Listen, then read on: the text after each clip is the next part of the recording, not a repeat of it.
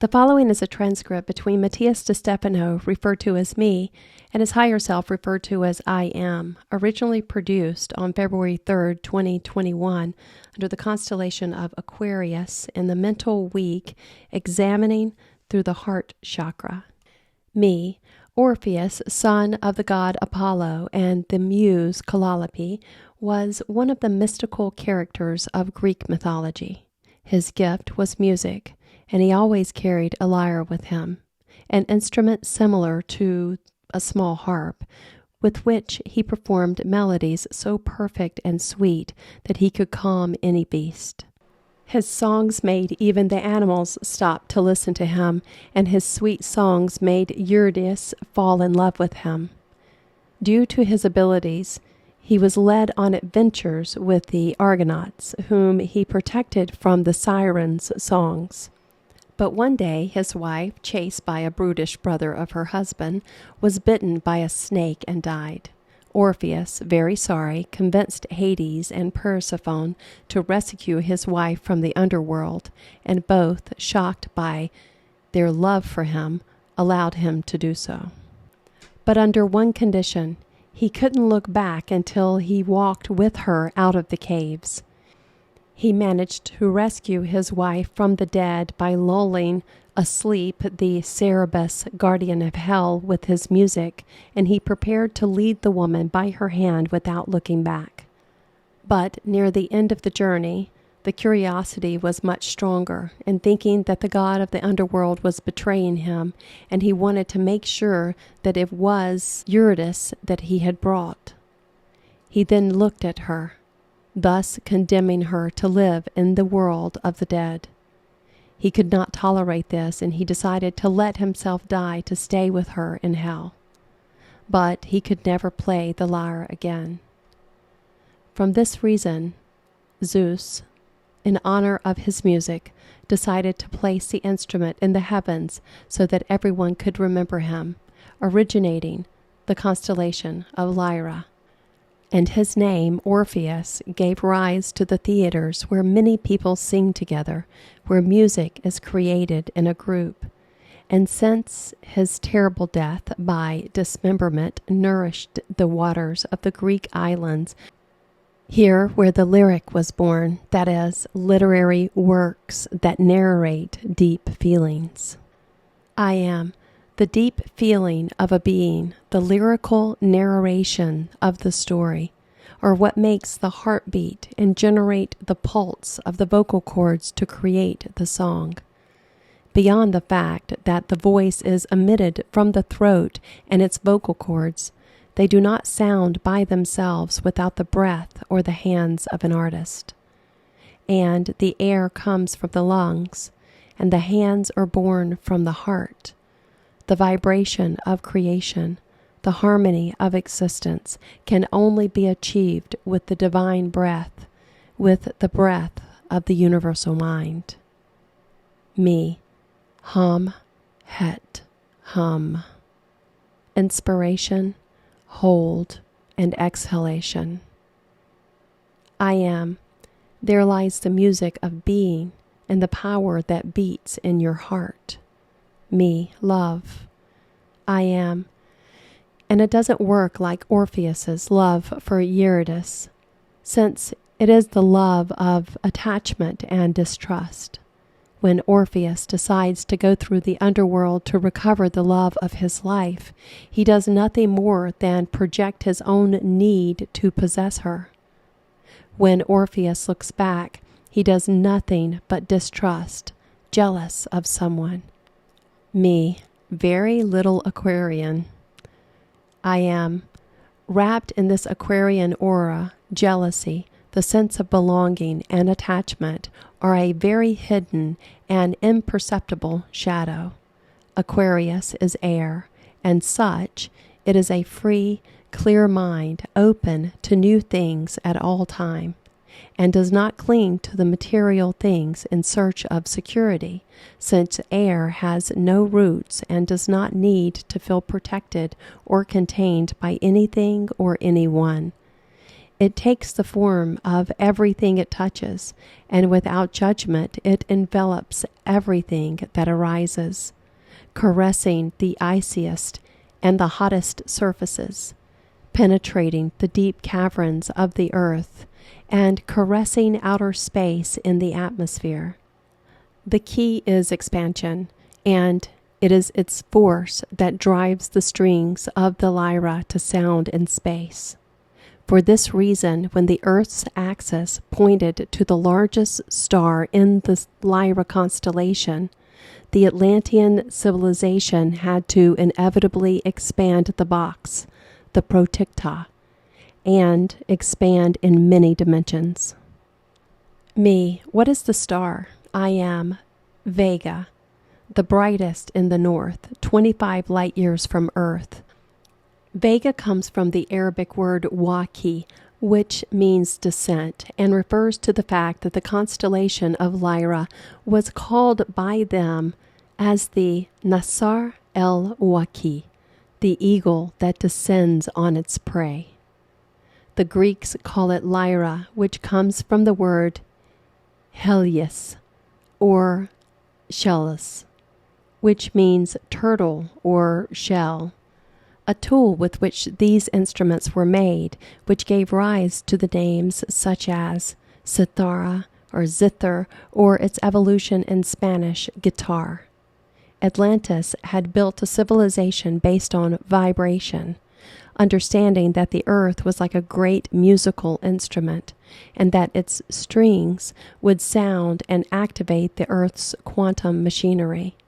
For this, along with the geometric lines of the world, they built cultures, colonies, and with specific tasks. Each of them would be a note, a string of the LYRA, and all united would create the song.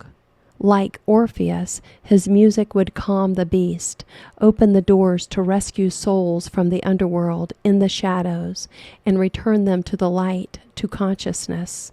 His music, his singing, would awaken all levels and make beings in different dimensions fall in love, from animals, humans, and even gods and monsters. This story reminds us of something, the virus.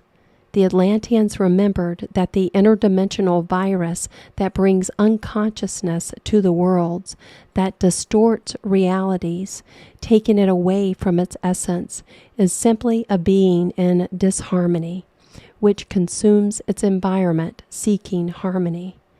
Therefore, a harmonious being could not contract the virus of unconsciousness. The harmony is achieved with the right vibration between the different parts. The divine musical chord of the spirit, mind, soul, emotion, and body, physical. And this chord needs to be activated by 12 notes, 7 flat and 5 half, which represent the great planetary icosododecahedron. Thus, civilizations were divided into 12 families that would adjust their cultures to these 12 notes through the 12 constellations. Aligning their bodies to Earth, their head, 2 hands, and 2 feet would generate cycles of fifths in the notes, which would allow turning the keys that open the box, the cube, interdimensional. Me. It's a whole giant system of civilization based on music and the construction of cosmic music by designing the culture of its individuals, collaborating their own being in harmony, and projecting it to their 12 territories. It's perfect. I am, as you will see, beyond the fact that proticta has also been a technology of other systems. They interpret that the same energy lies in all sources of existence, and you can generate it from any atom and turn a human into the conductor and issuer thereof. Me, as Tesla wanted to do with free energy. I am Nikola Tesla's Wardenclyffe Tower intended to connect the world by transmitting power wirelessly to all parts of the earth and through it in a way, is what the Atlanteans achieved for a period of time thanks to Proticta. Thus, each individual would become a generator of his own power without the need to resort to intermediaries to manage said energy, since it was only channeled from the environment, like lightning in a storm. But here there is a key that breaks through with the song, the manipulation of the artist. Me, the hands and intention of the one who delivers this energy, of those who give the keys to this music. I am, well, Atlantean technology was free, and that freedom cost them dearly. Me, and what did they lose? I am the controller. Just like Orpheus, he lost control of his life, of his beloved, and then, out of jealousy, he lost control of her death. What else could you lose when you have put both life and death at risk at the same time? Me, that's why Atlantis failed, no matter how aware I was of the most fabulous technology in history. I am, that's right. It failed because of his lyrics, because of his emotion. The same energy that can illuminate the world is the same that can split it like lightning, turning it into ashes. Me, that's why there's nothing left of them. They were consumed by their own energy. I am. Each of the families and their members, their people and culture began to build pyramids and temples that served as antennas like Tesla's. They are the octahedral seeds that allow the start of the interdimensional engine, distributing electrons in all directions freely and alternately. Remember, electrons generate electricity, which is the quality of the movement of an electron in one direction or the other. The conduction of electrons by a direct or alternating current. When the Atlanteans managed to generate the necessary expansion and vibration to turn on the Earth ship, they did it continuously, in which all the centers remain united and constant. But to create coherence, each center had to sound in a harmonic way, and since a song does not sound if all of the notes vibrate in the same way. Thus, the current must have been alternating, and every certain cycle, a node of the planet must manage the access of the network, and in this way there would not be a single center, but the data and information would constantly circulate through different centers, changing the polarity of the electrons. The Proticta, thus, could maintain interdimensional communication throughout the world. Me, it was the first internet, I am, and the data could be downloaded to the pyramids, but distributed to citizens widely and freely. Me, awesome, I am, but it failed. Because I am, like I said, Orpheus. In mythology, we could say that Orpheus's greed and jealousy attachment made the dream of Morpheus fail. Me, Morpheus, like the one in the movie Matrix? I am. Morpheus means form in Greek, morphos, son of Enros, dream, and Nyx, night. He is the one who shapes the dream of mortals, and through dreams, he revealed the secrets of the web, waking them from their reverie. The multidimensional reality is like a dream. It is something intangible, expansive, something that has no control. When individuals recognize that their dreams hide the keys to reality, they begin to be free from the control of others, and their notes begin to sound different, creating another music. This is produced by the Atlantean energy itself. which not only distributed energy freely to the world, but also allowed individuals to become energy channels, activating their own potentials, making them free as living beings, singing their own notes, creating their own songs. Me, that was the moment of the end of the age of Virgo and the beginning of Leo. I remember YOSOY. The star that shines the brightest in the north was Vega, our pole star 12,000 years ago when I lived in Chem in the Atlantean Nile, land founded by those who came from Keflislian Atlantis, Osiris, Isis, Seth, Nephthys, Sheshet, Thoth. They came to found the first of the Tesla antenna anchorages of the ancient times, the pyramids of Egypt. I am. And their culture sounded with different harmonics, creating different songs. And their songs, based on their own being, on the aura of Leo, scared the order of Virgo. Morpheus woke up Leo to Neo, new in Greek, and freed the colonies from him. And the Atlantean matrix system collapsed, seeking to control its parts, dominating them, and prohibited free energy. But the colonies used the alternating current from the planets to generate a discharge in the capital, reducing it to nothingness itself, since the Protecta's own energy collapsed on itself at the moment the Atlanteans wanted to control it, creating the opposite effect. Me, lightning, the discharge that blew everything up. I am, that's right, me.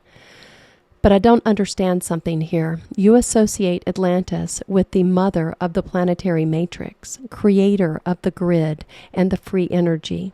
And we always talk about the matrix is the mother, something positive for creation. But here you describe it as in it's a movie of something which we have to escape because it controls us. And on the other hand, you describe the Atlantean colonies as those that discover their freedom, but in doing so, they destroyed the dream of maintaining free energy and the interconnected network, slowly leading us to the fall of human connection, returning to the virus of planetary unconsciousness. So, I don't understand who is right and who is wrong. I am. Let this teach you a lesson. No one is right or wrong. You know what the only difference here is. The way we take changes.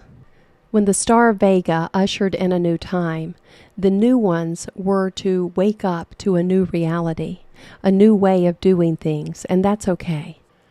But they wasted their time and energy fighting to get it done. The Atlanteans did the same in the Virgo era when, instead of giving in knowing that their stellar time, their method of connecting the network had to be transcended to a new one, they fought not to lose it.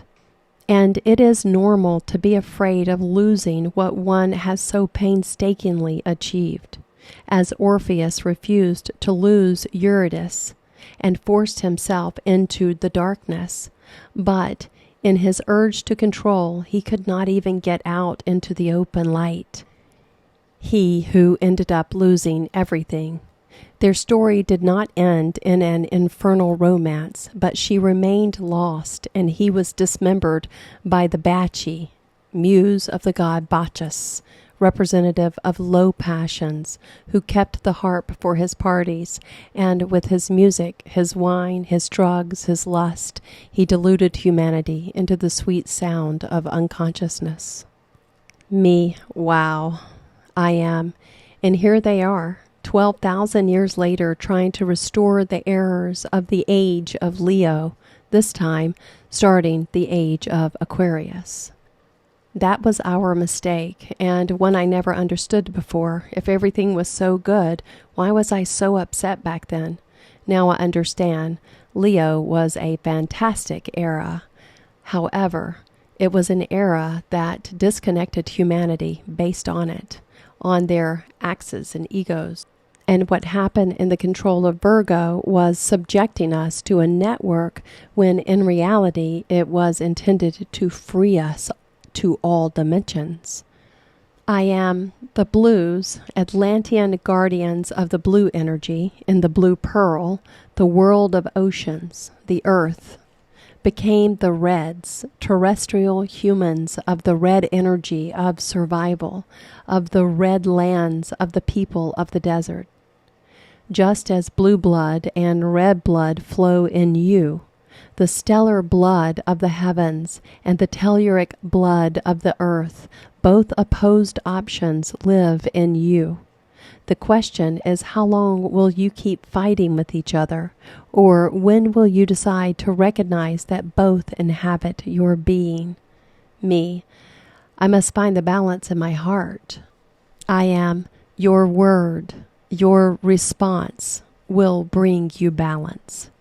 Today, you live in the balance that makes you move between the passage from Pisces to Aquarius, a reflection of Virgo toward Leo. Today, and 12,000 years ago, they represented blue blood lacking in oxygen and red blood full of it. The freer you become, the more air lives in you, and the more your body oxidizes, leading you to deteriorate your matter and death. The more you manage to save your breath, the less oxygen there is in your body, and you become blue, prisoners of a net, but eternal. Me, I must not fall for one or the other. Both options lead me to death. I am, well, both are transcendence, and the same is inevitable. In order to obtain the free energy of Orpheus, Atlantis that Tesla dreamed of thanks to Morpheus, you will need to be free of yourself, of Eurydice, your emotions. Let yourself die to be reborn in the new, in Neo. Me, finding the balance of myself to stop being a pendulum of time, to be free and expansive myself, to be able to liberate and expand the world, living in a matrix that does not control me, but rather sets me free, the network of networks. I am, and when you manage to do it, the great wormhole will open before you towards all dimensions of your being, the Merkaba, the Tesseract, the rabbit hole. Me, eternity. I am, and if you take the blue pill, end of story, you will wake up in your bed and believe what you want to believe. And if you take the red one, you will stay in Wonderland, and I'll show you how far down a rabbit hole. Remember, the only thing I offer you is truth, nothing more. Now tell me, which one do you choose?